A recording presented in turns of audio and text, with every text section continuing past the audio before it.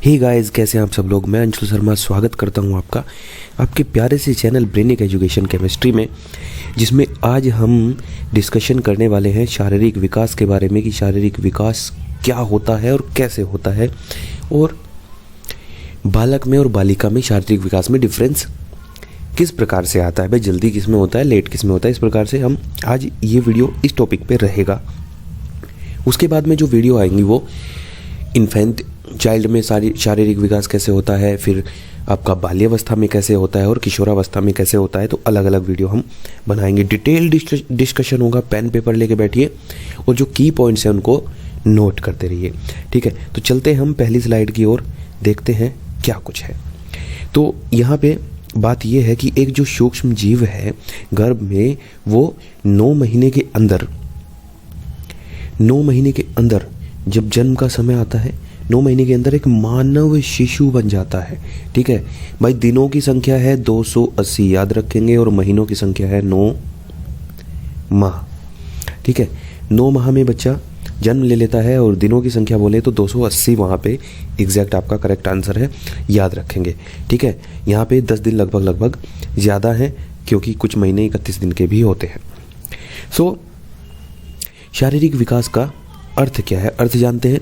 तो शारीरिक विकास से तात्पर्य है, उसका अर्थ जो है वो क्या है, सामान्य शारीरिक रचना, शरीर की ऊंचाई, भार व शारीरिक जो अवयव हैं उनका अनुपात, आंतरिक अंग और हड्डी तथा मांसपेशियों का विकास, स्नायु मंडल तथा मस्तिष्क व अंतःस्रावी ग्रंथियों के विकास से इसका तात्पर्य है। इन सब चीज़ों में विकास, इसका मतलब हम कहेंगे शारीरिक विकास, ठीक है। शारीरिक रचना, भाई पहले देखो, अगर मैं स्टार्टिंग गर्भाधान से करें तो वहाँ पे क्या है, एक नज़र न आने वाला, ठीक है, एक नज़र न आने वाला जिसको हम बोलते हैं शुक्राणु, तो वो एक मानव शिशु बन जा रहा है। तो ये क्या है भाई, चेंज आ रहा है, ठीक है, बड़ा हो गया, और दूसरा वेट बढ़ गया, अंग आ गए, ठीक है। उसके बाद जन्म ले लिया, जन्म के बाद भी बच्चा छोटा सा होता है, फिर धीरे धीरे वो उसके भार में वृद्धि होगी, उसके ठीक है शारीरिक अंगों में वृद्धि होगी, और विकास अलग अलग प्रकार से होगा उसका, ठीक है। शारीरिक विकास होगा, बौद्धिक विकास होगा, इमोशनल जो डेवलपमेंट होगा वो होगा। तो विकास का अर्थ है किसी भी चीज़ के में जो वृद्धि हो रही है वो विकास है। अब वृद्धि किस चीज़ में हो रही है उसी को नाम दे दिया जाएगा। भाई शरीर में वृद्धि हो रही है तो शारीरिक विकास हुआ। सपोज करो किसी का सिर्फ शारीरिक विकास, शरीर बढ़ गया और बुद्धि वहीं की वहीं बच्चा ही रह गया, तो हम कहेंगे कि उसका मानसिक विकास नहीं हुआ, लेकिन शारीरिक विकास तो हुआ। तो ऊंचाई है, भार है, और शारीरिक जो अवयव हैं उनके अनुपात में जो वृद्धि होती है, ठीक है, अंग बढ़ते जाते हैं, हड्डियां मजबूत होती जाती हैं, मांसपेशियों का विकास होता जाता है, तो यही विकास है।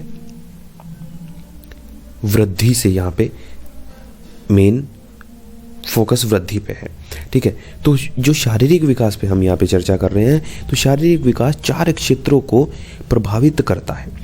वो 4 क्षेत्र कौन कौन से हैं?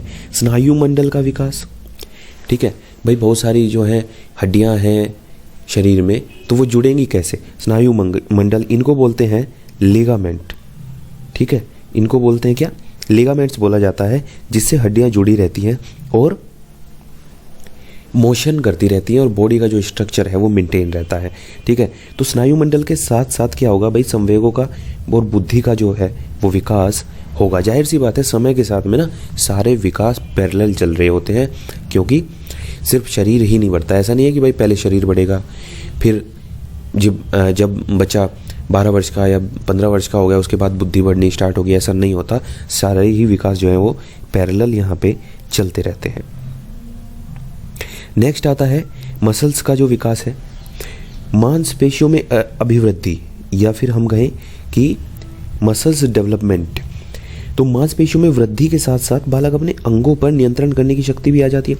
भाई मांसपेशियां मजबूत होंगी तो क्या होगा, बच्चे में जो शारीरिक बल है वो मांसपेशियों से ही आता है। मांसपेशियां कितनी मजबूत हैं उतना ही हम फोर्स लगा पाएंगे, उतना ही हम ज़्यादा कार्य कर पाएंगे उतनी गतिशीलता आएगी, मांसपेशियों के साथ में गतिशीलता आती है, ठीक है। इसी से हम क्रिया करते हैं, कोई भी कार्य करते हैं, ठीक है दोस्तों। तो नियंत्रण करने की शक्ति, अंगों पे नियंत्रण करने की शक्ति कब आएगी? जब हमारी मांसपेशियां मजबूत होंगी। गामक विकास, मोटर डेवलपमेंट बोलते हैं। मोटर डेवलपमेंट मतलब बड़ी मांसपेशियां, जैसे हाथ पैर हिलाना, ठीक है। तो इस प्रकार का जो विकास है वो मांसपेशियों के डेवलपमेंट के साथ ही आएगा, ठीक है। मांसपेशियां डेवलप नहीं होंगी तो आप ज़्यादा मूवमेंट कर नहीं पाएंगे। Clear guys? और जैसे ही उनका विकास होगा तो क्रियाशीलता, जो मैंने आपको बताया, गतिशीलता, वो बढ़ेगी बढ़ेगी। भाई शिशु दौड़ नहीं सकता क्योंकि मांसपेशियों का विकास उतना हो नहीं पाता, वो बैलेंस नहीं बना पाता अपना, ठीक है, इसीलिए लेटा रहता है या फिर दूसरों पर आश्रित रहता है। लेकिन जैसे ही मांसपेशियों का विकास हो जाता है, वो भाई उसकी क्रियाशीलता में वृद्धि हो जाए, दौड़ेगा, भागेगा, लात घुसे मारेगा, इधर उधर लड़ेगा या जो भी करेगा, ये होता है, ठीक है। और उसके जो कार्य हैं वो व्यवस्थित होने लगते हैं। अब देखो, छोटा शिशु है, चलना आता नहीं है, मान लिया खड़े होने की कोशिश कर रहा है तो गिर जाएगा, स्थिरता नहीं आ रही। लेकिन जैसे जैसे मांसपेशी, हड्डियाँ, शरीर, माइंड, ये सब चीज़ें डेवलप होंगी तो धीरे धीरे क्या स्थिरता आने लगेगी, आराम से चलने लगेगा। तो ऐसे ही विकास धीरे धीरे होता ही रहता है। अंतःस्रावी ग्रंथियों का विकास, तो अंतःस्रावी ग्रंथियों का जो विकास है वो भी समय के साथ हो जाता है। भाई सारा जो हार्मोन्स हैं सब केमिकल लोचा है मेरे दोस्तों। तो जैसे कि माइंड है, माइंड में भी क्या होता रहता है, हमें क्रोध आता है तो अलग केमिकल रिलीज होता है, खुशी होती है तो अलग केमिकल रिलीज होता है, ठीक है। एक का नाम तो मुझे पता है, सेरोटोनिन, ठीक है, एड्रेनल। तो ये सारे क्या हैं, केमिकल्स हैं जो हमें कोई खुशी देता है, सेरोटोनिन से खुशी मिलती है, ठीक है। और ये ग्रंथियों से निकलते हैं सारे, जो है ना, अलग अलग प्रकार की ग्रंथियां हैं। एक तो आपको बहुत जनरल आप जानते होंगे, लार ग्रंथि है, लार ग्रंथि से लार निकलती है, खाना खाने में आसानी होती है। तो इस प्रकार की ग्रंथियों का विकास समय के साथ होता है, शरीर के साथ, और शरीर बढ़ेगा, डेवलप होगा तो ये ग्रंथियां डेवलप हो जाएंगी, ठीक है। इसीलिए कहते हैं कि जो भाई खान पान है बच्चे का वो बढ़िया होना चाहिए, ताकि सभी जो अंगों का विकास है वो प्रॉपर तरीके से हो जाए, क्योंकि अलग अलग विटामिन से अलग अलग प्रकार की ग्रंथि विकसित होती है, ठीक है दोस्तों।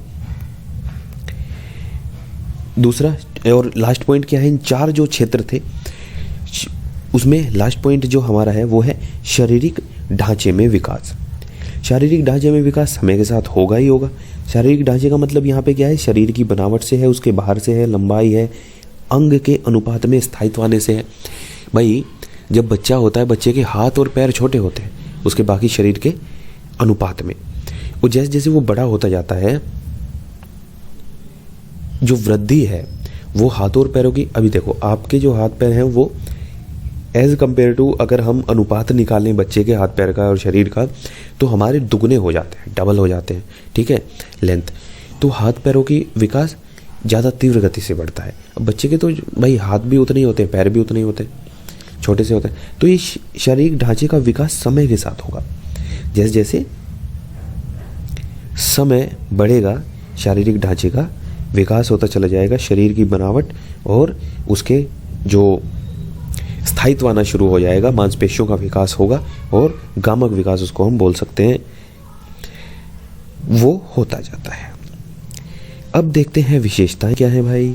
विशेषताएं, शारीरिक विकास सामान्यतः बाल्यकाल तथा किशोरावस्था में समान गति से नहीं होता। भाई बच्चे जो है वो बहुत तीव्र गति से बढ़ता है, फिर जैसे जैसे हम बड़े होते जाते हैं तो विकास की गति धीमी होती जाती है। बाल्यकाल तथा किशोरावस्था में विकास शिरोपुच्छीय समीपो दूरस्थ होता है। दो प्रकार से हो सकता है। शिरोपुच्छीय सिर से पैर की तरफ, ठीक है भाई, सर है, हेड है, और हेड से जैसे बनेगा, क्या बन गया, ठीक है, सर से पैर की तरफ, इसको हम बोलेंगे सिफेलोकोडल। सिफेलोकोडल डेवलपमेंट जो है वो सर से पैर की तरफ होता है। और दूसरा होता है प्रोक्सिमोडिस्टल, वो होता है सेंटर, यहाँ ये सेंटर से बाहर की ओर, ठीक है, सेंटर से, तो शरीर के मध्य से चलेगा, बाहर की ओर चलेगा। तो दो प्रकार से जो विकास है वो होता है, ठीक है। सिर से पैर की तरफ में सबसे पहले भाई स्थायित्व सर में आएगा, उसके बाद में फिर धीरे धीरे वो अपनी बाकी अंगों पे भी कंट्रोल करना सीख जाएगा, ठीक है ना। और समीपो दूरस्थ जो है उसमें मध्य से स्टार्ट होगा और बाहर की तरफ चलेगा। बाल्यकाल व किशोरावस्था में वृद्धि व विकास में अंतर होता है। ठीक है भाई, बाल्यकाल में और किशोरावस्था में शारीरिक विकास का क्रम एक सा होता है। भाई शारीरिक विकास तो वैसे ही होगा, लेकिन उसकी जो गति है उसमें अंतर पाया जाता है। फिर भी इन अवस्थाओं में व्यक्तिगत भिन्नता, यहाँ पे व्यक्तिगत भिन्नता पर जोर दिया गया है इस पॉइंट में, जो कि शारीरिक ऊंचाई भार शारीरिक अंगों के अनुपात में पाई जा सकती है। जैसे कि यहाँ पे एक एग्जाम्पल से समझो इस चीज़ को। कहने का मतलब इस पॉइंट का ये है कि सपोज करो 10 वर्ष के 2 बच्चे हैं, जो भाई आयु तो उनकी सेम हुई, अगर दिनों में निकालूं सपोज करो दोनों ही बच्चों की जो आयु है बिल्कुल एग्जैक्ट सेम है, लेकिन फिर भी इनके लंबाई, भार, ठीक है, ऊंचाई, ठीक है, अच्छा लंबाई ऊंचाई एक ही बात होगी, ठीक, भार हो गया, तो इनमें और शारीरिक अंगों का अनुपात में इन सब चीज़ों में डिफरेंसेस पाए जाएंगे। वही कोई छोटा रह गया, ठीक ना रह गया, बोना बोल देते हैं, ठीक है, कोई मीडियम वाला हो गया, कोई बहुत लंबा चला गया। तो इस प्रकार से ये व्यक्तिगत विभिन्नता है, जो कि कई सारे फैक्टर्स पे डिपेंड करती है कि भाई कुछ तो वंशानुगत क्रम है, दूसरा फिर खान पान है कैसा मिल रहा है, उन सब चीज़ों पे। तो हम ये भी नहीं कह सकते कि हाँ भाई 10 वर्ष का बच्चा है या 15 वर्ष के बच्चे हैं, 5 वर्ष का बच्चा है, 6 महीने का बच्चा है, सबका जो विकास है वो क्रम तो सेम ही रहेगा, क्रम तो ठीक है सेम रहेगा, लेकिन गति में अंतर होगा। ठीक है, किसी का ज़्यादा तीव्र गति से होगा, किसी का कम होगा। देखिए यहाँ पे वही एग्जाम्पल है, यदि एक ही आयु वर्ग के बालकों की लंबाई व भार का अध्ययन करें तो हम पाएंगे कि लंबाई भार में बहुत व्यक्तिगत भिन्नता है। इसी तरह एक ही आयु वर्ग के किशोरों की लंबाई व भार का अध्ययन करें तो हम पाएंगे कि उनमें भी व्यक्तिगत भिन्नता। तो किसी भी एज ग्रुप के अगर हम बच्चों में कंपैरिजन करें तो हम पाएंगे कि वहाँ पे भिन्नता है हर क्षेत्र में। ठीक है, बुद्धि में भी है, संवेगात्मक विकास में भी है, शारीरिक विकास में भी है, मानसिक विकास में भी है, हर एक प्रकार के विकास में व्यक्तिगत भिन्नता है। शारीरिक विकास बाल्यकाल तथा किशोरावस्था में लैंगिक अंतर, ठीक है, जेंडर में भी वहाँ पे अगर जेंडर के हिसाब से देखें कि लड़के में और लड़की में विकास में अंतर है कि नहीं है। सपोज करो एक 10 वर्ष का किशोर है और एक 10 वर्ष की किशोरी है, ठीक है, लड़की है, तो इनमें भी डिफरेंसेस होंगे, हर एक बंदे में तो होंगे ही होंगे, लेकिन अगर हम जेंडर के तौर पे देखें तो उनमें भी अंतर पाया जाएगा। ठीक है, इन अवस्थाओं में लैंगिक अंतर कैसे पाए भाई? लड़कियों के जो कद में वृद्धि है वो 9 वर्ष की आयु में तीव्र गति से हो जाती है। पहले उससे पहले क्या होता है, जन्म के समय बच्चे के भार में आप देखेंगे कि जो लड़का है वो ज़्यादा उसका वेट होगा, लड़की का कम होगा। ठीक है, और जैसे ही लड़की 9 वर्ष की होगी उसके बाद में उसकी जो वृद्धि की जो गति है वो लड़कों से तीव्र हो जाएगी, हाइट भी ज़्यादा हो जाएगी और वो जल्दी लंबी हो जाएंगी उनसे। ठीक है, और 12 या 13 वर्ष की आयु तक यह वृद्धि अधिकतम सीमा तक पहुंच जाती है और उसके बाद 12-13 वर्ष के बाद फिर क्या होगा, लड़कों की जो शारीरिक वृद्धि है वो ज़्यादा होगी और वो हाइट और वेट में ज़्यादा हो जाएंगे और लड़कियां स्थिर हो जाएंगी वहीं पे। ठीक है, जबकि लड़कों में यह वृद्धि 11 वर्ष से प्रारंभ, यहाँ पे इनमें 9 वर्ष से प्रारंभ हो रही है, लड़कियों में जो वृद्धि हो रही है 9 वर्ष से प्रारंभ हो रही है, लड़कों में वृद्धि तीव्रता, ठीक है, वो 11 वर्ष से प्रारंभ होती है। तो यहाँ पे 2 वर्ष का जो डिफरेंस है इसका मतलब ये है कि लड़कियां उनसे जल्दी ग्रोथ कर लेती है। ठीक है, और ये 14-15 वर्ष की आयु के बीच में अधिकतम होती है। ठीक है, तो लड़के जो हैं वो थोड़ा सा लेट बढ़ना स्टार्ट करते हैं। शुरुआत में लड़के ज़्यादा हेल्दी होंगे, ज़्यादा वेट होगा, ठीक है, उसके बाद में फिर लड़कियां आगे निकल जाएंगी। वैसे तो लड़कियां किसी क्षेत्र में कम है ही नहीं, ये तो फैक्ट है। लड़कियों में लड़कों की अपेक्षा लैंगिक परिपक्वता भी लगभग 2 वर्ष पहले आ जाती है। अब 9 वर्ष की आयु से उनमें गति, उनकी जो है ना बढ़ने की गति तीव्र हो जाती है और 2 वर्ष पहले वो परिपक्व भी हो जाती है। ये देखिए, तो परिपक्वता लड़कियों में जल्दी आती है। ठीक है, मानसिक तौर पे भी, शारीरिक तौर पे भी। ठीक है, दोनों चीज़ों को याद रखेंगे, इसलिए ज़्यादा समझदार होती भाई। लैंगिक परिपक्वता ग्रहण करने से 2.5 से 3.5 वर्ष की अवधि में लड़कियों के कद में सबसे अधिक वृद्धि होती है। ठीक है, तो यहाँ पे वृद्धि जो है, वृद्धि की तीव्रता यहाँ से 12 या 13 वर्ष की आयु में यहाँ तक ऐसे चलती है और बहुत तीव्र गति से वृद्धि होती है लड़कियों में। ठीक है दोस्तों, तुलनात्मक अध्ययन। तुलनात्मक अध्ययन क्या है कि हम तुलना कर रहे हैं, क्या पता चला है उससे कि लड़कों में जो वक्षीय परिधि तथा कलाई है वो लड़कियों की अपेक्षा ज़्यादा होती है। ठीक है भाई, चेस्ट ज़्यादा होगी और कलाई की चौड़ाई जो है वो ज़्यादा होगी, लेकिन लड़कियों में यहाँ पे तुलना की गई तो लड़कियों की जंघाएं जो हैं वो लड़कों से ज़्यादा चौड़ी होती है, लड़कों की टांगें तो सिगरेट सी रह जाती है। ठीक है ना, मजाक की बात है। तो ये तुलनात्मक अध्ययन है और ये अलग अलग जो है हम जब अध्ययन करते हैं तो पता चलता है। ठीक है गाइस, अब बात करते हैं नेक्स्ट स्लाइड में फेफड़े। तो फेफड़े, बालक के फेफड़े लगभग 20 वर्ष की आयु तथा बालिकाओं के फेफड़े ये देखिए जल्दी डेवलप हो रहे हैं भाई। ठीक है, लड़कियां बहुत तेजी से विकास की ओर अग्रसर हैं। 17 वर्ष की आयु में ही जो फेफड़े हैं वो पूर्ण परिपक्वता प्राप्त कर लेते हैं लड़कियों में, और लड़कों में 20 वर्ष की आयु में। तो क्वेश्चन आ जाएगा तो छोड़ेंगे नहीं और टिक कर देंगे धुआंधार। बालों का विकास। ठीक है, तो बाल्यकाल की अंतिम अवस्था तक पूर्व किशोरावस्था में, बाल्यकाल की अंतिम अवस्था उत्तर बाल्यकाल में या फिर पूर्व किशोरावस्था में पेट के निचले हिस्से वाले क्षेत्र में बाल, टांगों आदि पर बाल उग आते हैं। ठीक है, ये कब हो रहा है? उत्तर बाल्यावस्था में, याद रखेंगे, उत्तर बाल्यावस्था में या फिर पूर्व किशोरावस्था में। तो लड़कियों की छाती विकसित हो जाती है और लड़कों में दाढ़ी, मूंछ आदि ये सब चीजें आ जाती हैं। ठीक है ना, ये इस प्रकार से परिवर्तन आते हैं। अब बात करते हैं आवाज में परिवर्तन की। तो आवाज में परिवर्तन पूर्व किशोरावस्था में।